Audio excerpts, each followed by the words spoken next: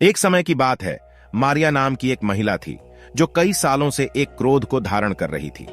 मारिया की सबसे अच्छी दोस्त ने उसे एक दर्दनाक तरीके से धोखा दिया था और मारिया उसे माफ नहीं कर सकती थी। मारिया क्रोध और कटुता से भरी थी और यह उसके रिश्तों पर असर डाल रहा था। एक दिन मारिया एक बुद्धिमान बूढ़ी महिला से मिली जो मारिया की बोझ के वजन को महसूस कर सकती थी।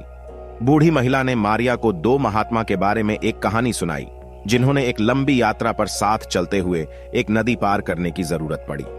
वहां पहुंचकर उन्होंने एक औरत को देखा जो नदी पार करने में सक्षम नहीं थी। बिना किसी संकोच के एक महात्मा ने औरत को उठाकर नदी पार करा दिया। दूसरे महात्मा को यह देखकर हैरानी हुई कि उनका साथी, जो महिलाओं से किसी भी संपर्क से दूर रहने के सख्त नियम का पालन करता था, ने अपने नियमों को तोड़ दिया। बाकी यात्रा के दौरान दूसरे महात्मा अपने साथी के विश्वासघात के बारे में ही सोचता रहा।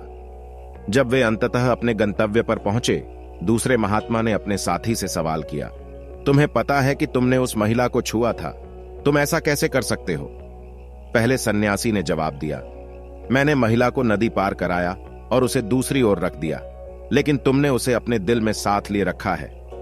मारिया को यह कहानी बेहद प्रभावित कर गई और उन्हें एहसास हुआ कि वह अपने गुस्से और बदले को अपने दिल में बहुत लंबे समय से लिए रह रही थी।